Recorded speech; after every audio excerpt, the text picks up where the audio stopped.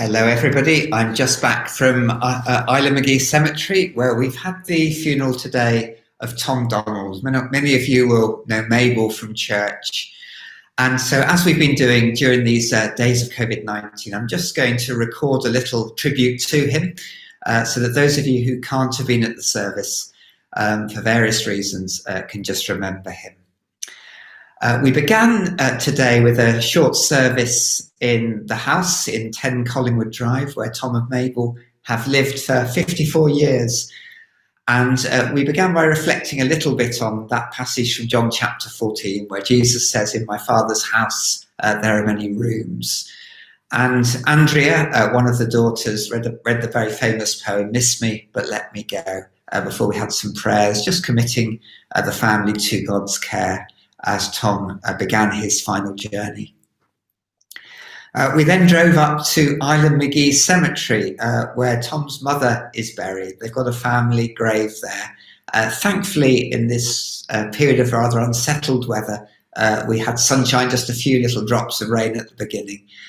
And we had a very short graveside service there, reflecting there on Psalm 23. And those lovely words that have brought so much encouragement to so many people over the years, before we just committed his body to be buried and committed him into God's hands. But just to help you remember Tom, here's just a few facts about his life. He was brought up in Moyler Street in Belfast, along with his two brothers, Clark and David, and he attended Annandale School there. His early years, though, weren't easy. When he was 8, he was playing with some friends and he was accidentally shot in the eye by an air rifle by one of his friends, and he lost that eye as a result. And then just a year later, he was put into a plaster cast for almost a year after an operation on his neck when he was only 9. So not easy for a young boy to cope with that.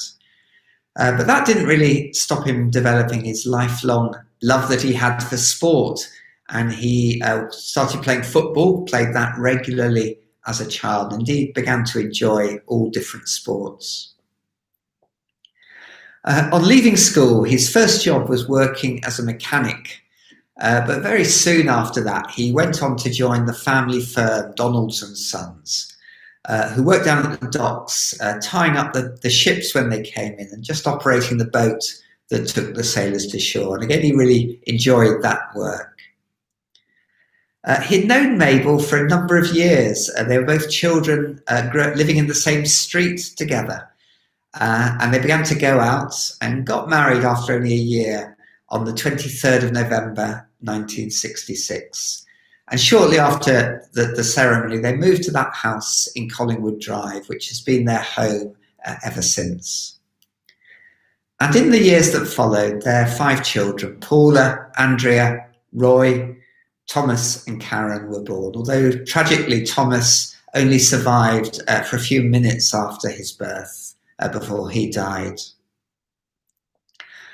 In 1973, Tom changed jobs. He began to work at Michelin, and maybe more so than the work, he really enjoyed the social life there and really just threw himself into it.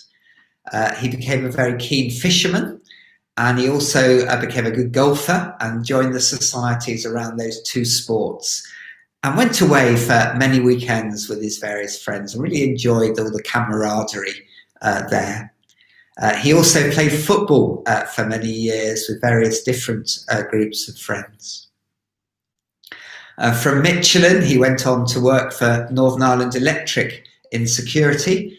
And then later on, he worked at Henderson's. And he worked there well into his 70s before he retired.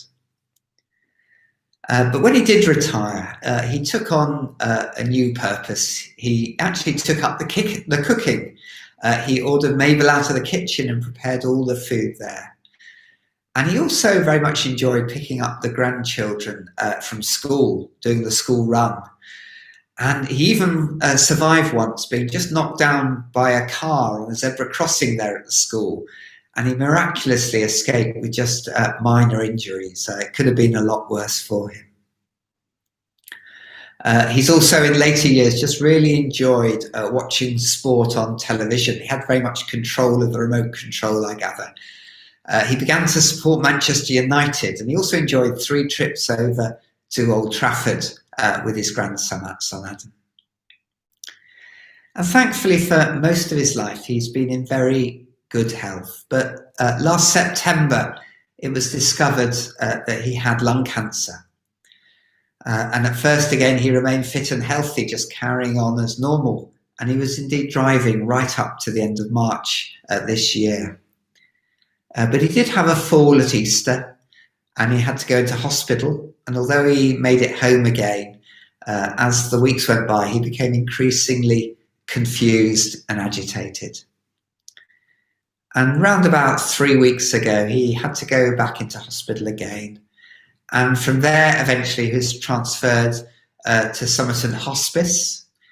But he was only there for 36 hours, dying peacefully there in that very peaceful environment with some of his family there with him last Thursday afternoon.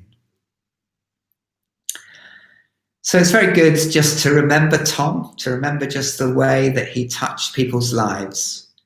And again, everybody who knew him will remember him as a very sociable man, somebody who got on with everybody, somebody who could also be very witty at times, somebody very generous who'd do anything for anybody, but also somebody with strong opinions, very strong-willed, who was always willing just to say what he thinks, what he thought. So as we have laid him to rest today, we do trust that he is now in God's loving care. And I would just ask you to pray for his family over the coming days and weeks. Please do pray for Mabel, his wife, but also for his children. Please pray for Paula, for Andrea, for Roy, and for Helen, as well as his brothers Clark and David in these weeks ahead. So do pray for them, and God bless now.